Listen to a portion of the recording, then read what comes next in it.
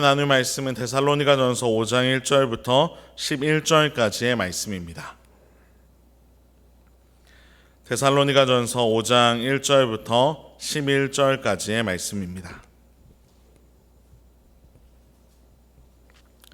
이 말씀을 저와 성도님들이 한 절씩 교독하고 마지막 11절은 함께 읽도록 하겠습니다.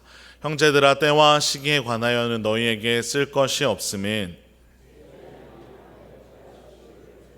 너희가 자신의 자세히 알기 때문에 그들이 평안하다 안전하다 할 그때에 임신한 여자에게 해산의 고통이 이름과 같이 멸망이 갑자기 그들에게 이르리니 결코 피하지 못하리라.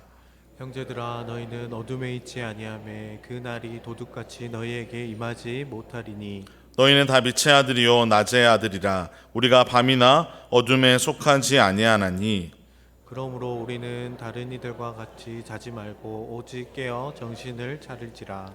자는 자들은 밤에 자고 취하는 자들은 밤에 취하되 우리는 낮에 속하였으니 정신을 차리고 믿음과 사랑에 호신경을 붙이고 구원의 소망의 투구를 쓰자. 하나님이 우리를 세우심은 노하게 이르게 하심이 아니요 오직 우리 주 예수 그리스도로 말미암아 구원을 받게 하심이라. 하나님께서 우리를 위하여 죽으사 우리로 하여금 깨어 있든지 자든지 그와 함께 살게 하려 하셨느니라. 함께 읽겠습니다. 그러므로 피차 권면하고 서로 덕을 세우기를 너희가 하는 것 같이 하라. 아멘. 우리 이 시간 양옆에 계신 분들과 한번 인사했으면 좋겠습니다. 함께 예배드림이 기쁨됩니다.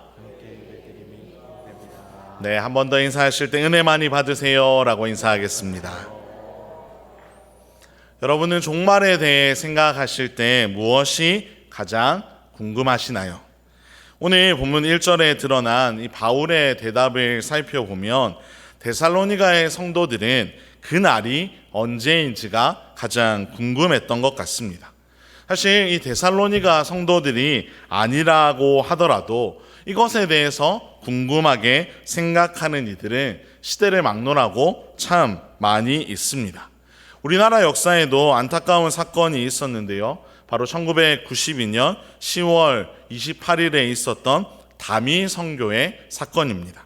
이날 전국에 있는 약 8,200명 정도의 다미 선교의 신도들이 한자리에 모였습니다. 이들은 그날 자정이 되면 예수님께서 오실 것이라고 믿었습니다. 하지만 자정이 되어도 예수님은 나타나지 않으셨습니다. 성도 여러분, 사람들은 왜 이렇게 종말이 언제인지에 대해서 궁금해 할까요? 아마도 종말이 언제인지를 알면 잘 준비할 수 있다고 생각하기 때문일 것입니다. 그런데 실제로 그때를 아는 것이 우리에게 도움이 될까요? 우리가 진짜로 그 날을 알면 우리가 잘 준비할 수 있을까요? 다미 선교에 참여했던 사람들의 삶을 보면 그것이 옳지 않음을 알 수 있는데요. 당시에 수많은 사람들이 가정을 포기했고요.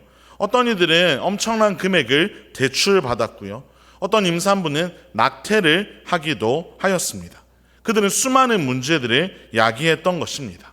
이처럼 때를 안다고 해서 우리가 삶을 잘 살아간다 혹은 그것을 잘 준비한다는 보장이 없습니다. 그리고 무엇보다 때와 시기를 아는 것이 우리에게 필요하지 않다는 것을 성경은 아주 명확하게 보여주고 있는데요. 마태복음 24장 36절의 화면을 보면서 함께 읽어보겠습니다. 시작. 그러나 그 날과 그 때는 아무도 모르나니 하늘의 천사들도 아들도 모르고 오직 아버지만 아시느니라. 아멘. 우리가 종말의 때를 아는 것, 그것이 중요했다면 우리의 아버지 되시는 하나님께서는 우리에게 그것을 알려주셨을 것입니다. 하지만 방금 읽었던 이 구절에도 나와 있듯이 예수님은 그날과 그때는 아무도 모르고 심지어 하늘의 천사도 자신도 모르고 오직 아버지만 알고 있다고 말씀해 주셨습니다. 그러니 우리가 그날이 언제인지에 대해서 관심을 가질 필요가 없습니다. 우리가 아무리 알려고 애쓴다 하더라도 우리가 결코 알 수 없는 것이며 우리가 아는 것이 결코 우리에게 도움이 되는 일이 아니기 때문에 우리는 그때와 시기에 대해서는 더 이상 궁금해할 필요가 없습니다. 그렇다면 우리는 이 종말에 대해서 어떠한 것을 주목해야 할까요? 오늘 그것에 대해서 오늘 본문의 2절과 3절이 우리에게 이렇게 이야기해 주고 있는데요. 우리 2절, 3절을 앞에 화면을 보면서 함께 읽어보겠습니다. 시작. 주의 날이 밤에 도둑같이 이를 줄을 너희 자신이 자세히 알 때까지 그때의 표현은 안전하다 할 때에 임신한 여자에게 해산의 고통이 이름과 같이 멸망이 갑자기 그들에게 이르리니 결코 피하지 못하리라. 아멘. 하나님께서는 이 종말에 대해서 우리가 주목해야 될 부분을 크게 두 가지 정도로 말씀해 주시는데요. 그것을 자세하게 들여다보기 전에 여기에 나와 있는 표현 중에 아주 중요한 표현이 그들이 평안하다, 안전하다 할 그때에라는 표현입니다. 여기에서 그들이 누구를 지칭하는 거냐면 바로 종말이 없다고 생각하는 사람들이나 종말이 있을지 없을지는 잘 모르겠지만 당장 일어나는 일이 아니니까 그것을 생각하지 말고 지금, 아니 오늘의 삶에 주목하자고 이야기하는 사람들이 바로 여기에서 말하는 그들입니다. 그들은 오늘 삶이 중요하기에, 오늘 삶이 평안하고 안전하기에 이 삶을 즐기면 된다고 외쳤던 것입니다. 하지만 반대편에 서 있었던 사람들이 있는데요. 그들이 바로 데살로니가 성도들이었습니다. 이들은 예수님께서 반드시 다시 오심을 알고 있었습니다. 말씀을 통해 그것을 배웠기 때문인데요. 그들이 무엇을 배웠는지 두 가지 표현을 통해 드러나고 있습니다. 첫째는 종말은 밤에 도둑같이 이른다는 것이며, 둘째, 종말은 임신한 여자에게 해산의 고통이 이름과 같이 찾아온다는 것입니다.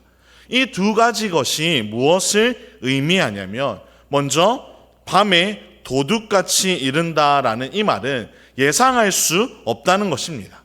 생각해 보시면 도둑이 언제 올지 우리는 알 수가 없습니다. 예고를 하고 찾아오는 도둑이 없기 때문에 종말이라는 것 역시 오늘 올지 내일 올지 우리가 다 알 수 없다는 것입니다. 설교 서두에서도 말씀드렸다시피 그날이 언제인지, 그날이 언제가 될지에 대해서는 관심을 가질 필요가 없다는 것입니다. 이 시대의 사람들 중에 사람들을 넘어뜨리기 위해, 자신의 이익을 위해 사람들에게 예수님이 언제 올 것이라고 이야기하는 사람들이 있습니다. 하지만 도둑이 언제 올지 알 수 없는 것처럼 우리는 그들의 이야기에 흔들릴 필요가 없습니다. 우리가 알 수 없는 것이기에 우리는 그 날에 주목하는 것이 아니라 반드시 올 예수 그리스도에 주목해야 하는 것입니다. 그것이 두 번째 비유에 담겨 있는 의미입니다. 임신한 여자에게 해산의 고통이 이름과 같이 반드시 예수님께서 다시 오신다는 것입니다. 임신을 해보신 분은 아시겠지만 아이를 임신하게 되면 어떤 날을 반드시 마주하게 되냐면 바로 아이를 해산하는 고통의 날을 반드시 맞아야 합니다. 아이를 가지면 아무리 피하고 싶어도 피할 수 없는 날이 바로 아이를 놓게 되는 그 고통의 날입니다. 반드시 그 날은 오게 되어 있습니다. 어느 순간 진통이 찾아오고 해산하는 그 고통의 순간을 마주하게 되는 것입니다. 예수님을 믿는 성도들에게도 확신한 것이 있는데 바로 예수님께서 다시 오신다는 것입니다. 주 안에서 사랑하는 성도 여러분, 성도는 이것을 기억하며 살아가야 합니다. 그날이 언제일지는 모르지만 우리는 반드시 다시 오실 예수님을 기억하며 살아가야 할 줄로 믿습니다. 하지만 많은 이들이 이것을 거부하고 있습니다. 다시 말해서 종말에 대해 다른 잘못된 시각을 가진 이들은 예수 그리스도에게 시선을 두며 살아가지 않습니다. 오늘 본문의 5절과 7절 이것을 이야기해 주고 있는데요. 우리 5절과 7절, 5절부터 7절 말씀을 함께 읽어보겠습니다. 시작. 너희는 다 빛의 아들이요 낮의 아들이라. 우리가 밤이나 어둠에 속하지 아니하나니 그러므로 우리는 다른 이들과 같이 자지 말고 오직 깨어 정신을 차릴지라. 자는 자들은 밤에 자고 취하는 자들은 밤에 취하되. 여기에는 두 그룹이 등장하는데요. 바로 어둠에 속한 사람과 빛에 속한 사람입니다. 여기에서 말하는 어둠과 빛의 의미, 이것이 무엇인지를 좀 더 잘 드러내주는 구절이 에베소서 5장 8절 말씀인데요. 우리 말씀을 한 번 더 읽어보겠습니다. 시작. 너희가 전에는 어둠이더니 이제는 주 안에서 빛이라. 빛의 자녀들처럼 행하라. 아멘. 죄로 인해 우리는 어둠이었던 존재입니다. 하지만 이제는 우리가 무엇이 되었습니까? 빛이 되었습니다. 누구 때문에요? 주 안에서 우리는 빛이 되었습니다. 오늘 본문에서 어둠에 속한 사람, 그리고 빛에 속한 사람, 이것이 의미하는 것을 좀 더 쉽게 풀면 예수님을 믿지 않는 사람과 예수님을 믿는 사람으로 나눌 수가 있습니다. 다시 말해, 예수님께 시선을 두고 살아가는 사람과 예수님께 시선을 두지 않는 사람으로 나눌 수가 있는 것입니다. 예수님께 시선을 두지 않는, 즉 어둠에 속한 사람들의 삶은 어떨까요? 그들은 종말에 대해서 별로 관심이 없습니다. 주님의 재림에 대해서도 아는 것이 없습니다. 그들의 관심은 오직 어둠, 이 어둠에 물들어 있는 세상에만 관심이 있습니다. 이 땅을 살아가는 동안에 어떻게 살아가는지에만 그들의 관심이 있는 것입니다. 어떤 집에 살 것이며, 어떤 대학을 나올 것이며, 어떤 차를 탈 것이며, 얼마나 많은 돈을 모을 것인가, 이런 것에만 그들의 관심이 있는 것입니다. 그들의 그 시선, 그리스도가 아닌 잘못된 것에 시선을 두고 살아가는 이들의 삶에는 도둑과 같이 찾아올 종말을 피할 방법이 없습니다. 7절의 표현처럼 어둠과 잠, 그리고 술 취함은 밤에 도둑이 들어오는 것을 결코 대비할 수 없도록 만들어주는 것이기에 그들의 삶에 가득한 이것이 그들을 보호해 줄 길은 없습니다. 하지만 예수 그리스도로 인해 빛에 속한 사람들은 다릅니다. 우리의 시선은 어디에 있냐면 바로 예수 그리스도에게 있습니다. 어둠이었던 우리의 존재를 주 안에서 빛으로 바꿔주신 그 주님께 우리의 시선이 고정되어 있는 것입니다. 그리고 나아가 그 예수님께서, 그 주님께서 다시 오실 그날을 바라보며 우리는 살아가게 되는 것입니다.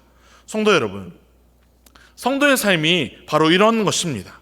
예수님께서 다시 오실 그날을 준비하며 살아가는 삶, 하나님께서 명령하신 대로 우리의 관심을 어둠에 두는 것이 아니라 빛이신 그리스도께 두는 삶, 그리고 하나님이 말씀하신 대로 살아가기 위해 애쓰는 것이 바로 성도로서 살아가야 할 삶의 모습인 줄로 믿습니다.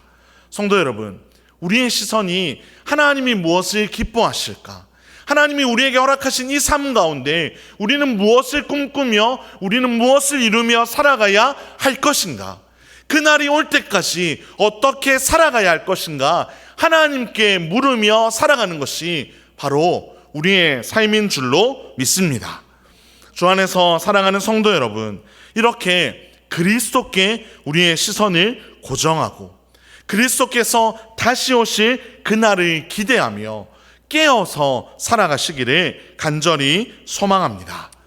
이어지는 본문을 통해 하나님께서는 우리가 깨어서 이 땅을 잘 살아갈 수 있도록 구체적인 방법을 주시는데요. 오늘 본문의 8절부터 10절까지를 함께 읽어보도록 하겠습니다. 시작. 우리는 낮에 속하였으니 정신을 차리고 믿음과 사랑의 호신경을 붙이고 구원의 소망의 투구를 쓰자. 하나님이 우리를 세우심은 노하심에 이르게 하심이 아니요 오직 우리 주 예수 그리스도로 말미암아 구원을 받게 하심이라. 예수께서 우리를 위하여 죽으사 우리로 하여금 깨어있든지 자든지 자기와 함께 살게 하려 하셨느니라. 아멘. 어떤 준비 방법이 있냐? 바로 믿음과 사랑의 호심경을 붙이고 구원의 소망의 투구를 쓰라는 것, 이것이 바로 하나님이 우리에게 말씀하시는 준비의 방법입니다. 여기에서 호심경이라는 것이 무엇이냐면 요즘 말로 바꿔 이야기하면 방탄복과 같습니다. 그러니 호심경과 투구는 모두 군사 장비입니다. 즉 전쟁, 싸움에 필요한 장비인 것입니다. 하나님 왜 우리에게 이것을 착용하라고 하실까요? 군사 그리고 싸움에 필요한 이 장비를 왜 우리에게 착용하라고 하실까요? 그것은 우리가 살아가는 이 세상이 전쟁터와 같은 곳이기 때문입니다.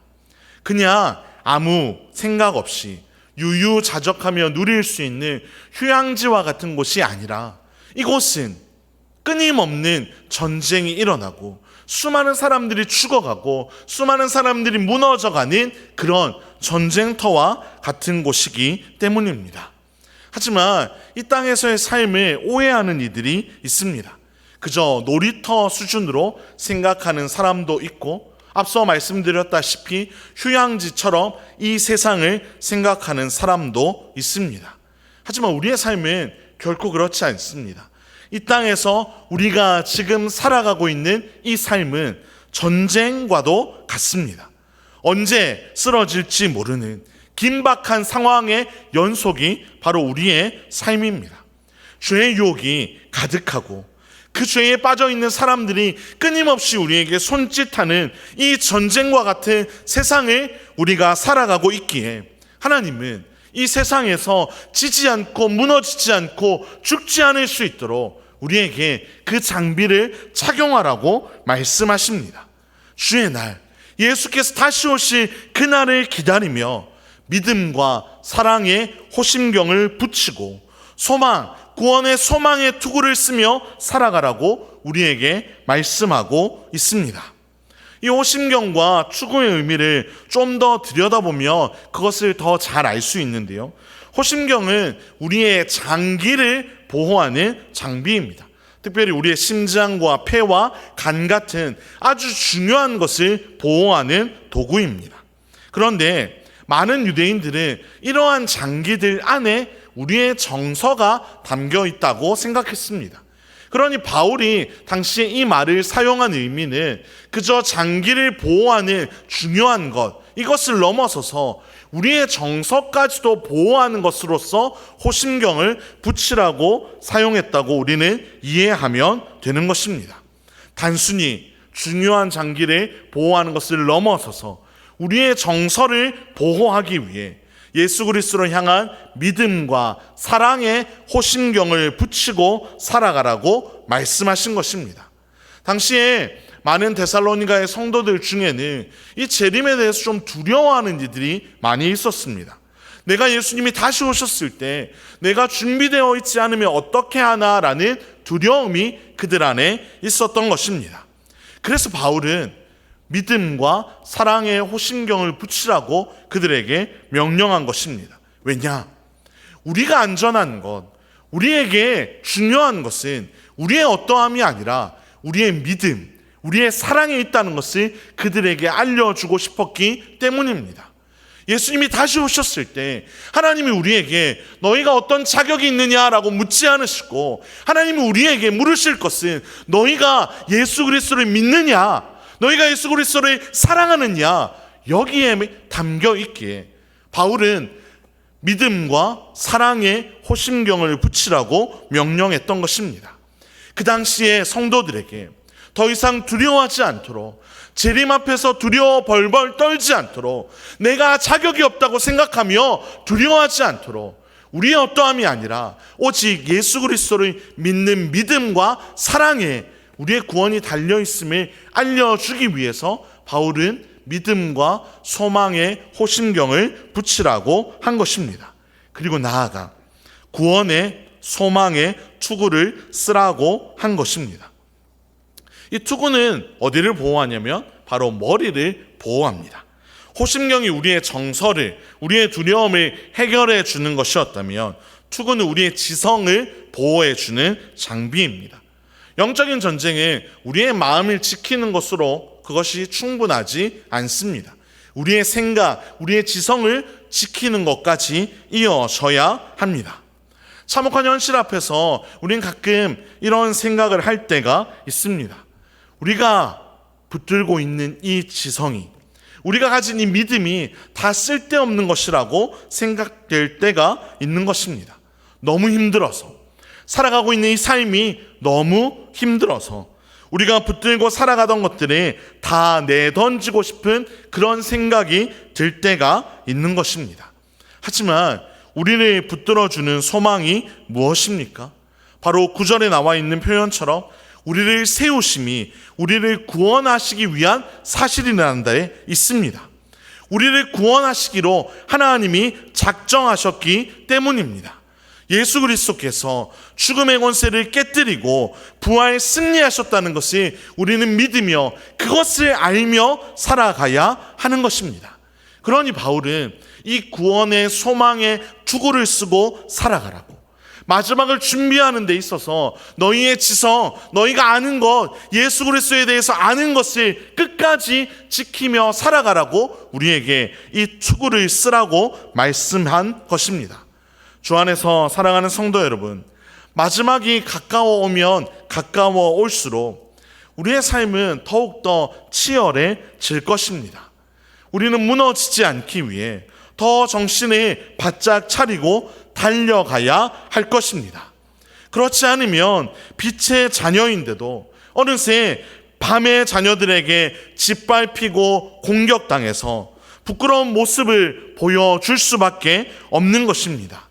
그러니 우리 그리스도인들은 정말로 전투적으로 이 땅을 살아가야 할 줄로 믿습니다. 그런데 우리는 너무 쉽게 이것을 생각합니다. 그러면서 세상에 나가서는 제대로 방어도 하지 못한 채 수없이 두드려 맞고 공격받아 정말로 지쳐서 돌아올 때가 있습니다. 그러면서 나는 넘어지지 않은 척, 나는 괜찮은 척 스스로를 포장하기도 합니다. 성도 여러분, 그것이 하나님이 우리에게 원하시는 모습이 아닙니다. 평안한 척 하는 것이 아니라, 지지 않은 척 하는 것이 아니라, 하나님은 우리가 깨어서 이 세상에서, 이 싸움에서 승리하고 그 싸움에서 이기며 살아가기를 원하십니다. 하나님이 부르시는 그날까지 하나님은 우리가 그 싸움을 끝까지 이기며 나아오라고 우리를 부르고 계십니다. 주 안에서 정말로 사랑하는 성도 여러분, 안 그래도 살아가는 삶이 힘든데 이 전쟁을 하는 것과 같은 군사 장비를 착용하고 끝까지 맞서 싸우라는 이 말씀이 여러분에게 참 부담이 될지도 모르겠습니다. 하지만 그 모든 마음을 아시는 하나님께서는 오늘 11절을 통해 우리에게 이렇게 말씀하시는데요. 우리 11절 말씀을 현대인의 성경으로 함께 읽어보겠습니다. 시작. 그러므로 여러분은 지금까지 생활해온 그대로서 도와주십시오. 아멘. 성도 여러분, 우리의 싸움은 쉽지 않습니다. 끝까지 싸워야 하기에 이것은 더더욱 우리에게 쉽지 않은 일입니다. 하지만 그 모든 것을 아시는 하나님께서 우리에게 주신 공동체가 있습니다. 바로 교회입니다. 이 11절 말씀은 데살로니가 교회들에게 전해준 말씀입니다. 그러므로 여러분은 지금까지 그렇게 생활해온 대로 서로 격려하며 도와주라고 권면한 것입니다. 주님이 오시는 그날까지 우리의 싸움은 참 쉽지 않겠지만 그 싸움은 끊임없이 우리를 무너지게 하고 넘어지게 하고 우리를 괴롭히게 하겠지만 지금까지 교회가 그리 해왔던 것처럼 서로를 격려하며 서로를 세워주며 그 싸움을 살아가라고 하나님은 우리에게 말씀하십니다. 성도 여러분, 저는 우리의 교회가 이러해야 할 줄로 믿습니다. 세상에서 그 영적 전쟁을 하다가 지쳐서 돌아온 이들에게 다시 한번 힘을 주며 일어나 보자고, 우리 주님 부르시는 그날까지 또 달려가 보자고 권하는 공동체가 우리 교회가 되어야 할 줄로 믿습니다. 또 때론 그 싸움에서 철저하게 패배해서 돌아온 사람들이 있을지라도 그들을 정죄하고 비난하고 어떻게 그 싸움에 질 수 있냐고 이야기하는 것이 아니라 괜찮다고, 다시 일어서서 달려가면 된다고, 나와 같이 이 싸움을 또 해나가자고 함께 격려하며 세워가며 걸어가는 것, 저는 그것이 하나님께서 우리 교회들 가운데 명령하시는 그 귀한 부르심인 줄 믿습니다. 저는 이 데살로니가를 향해 하나님이 칭하신 이 11절의 말씀이 너무 좋았습니다. 그들이 행해왔던 것처럼 계속하라는 그 말. 이미 그들이 너무 잘 해왔기에 그것을 지금까지 해온 대로만 하면 된다는 그 칭찬의 말씀이 너무너무 부러웠습니다. 주 안에서 사랑하는 침산제일교회 성도 여러분, 우리 교회도 이 칭찬을 드리며 살아갈 수 있기를 간절히 소망합니다. 하나님이 우리 교회에게 말씀하실 때 침산제일교회 성도들을 지금까지 그러해 왔듯이 여러분들 앞으로도 그렇게만 하면 됩니다라는 칭찬을 우리 교회가 들을 수 있기를 간절히 소망합니다. 사랑하는 성도 여러분, 예수님께서 분명히 다시 오실 것입니다. 여러분 이것을 믿으십니까? 그것이 우리는 잘 준비하며 살아가야 할 줄로 믿습니다. 예수님께서 다시 오시는 그날까지 우리 모두가 정말로 깨어서 그날을 맞이할 수 있기를 간절히 소망합니다. 서로를 격려하고 세워줌으로 믿음과 사랑의 호심경을 붙이고 구원의 소망의 투구를 쓰고 예수님이 오시는 그날 그 모든 싸움을 이기고 당당히 주 앞에 설 수 있는 저와 여러분의 삶이 되기를 주님의 이름으로 축원합니다. 우리 들은 말씀을 생각하며 함께 찬양하면 좋겠습니다.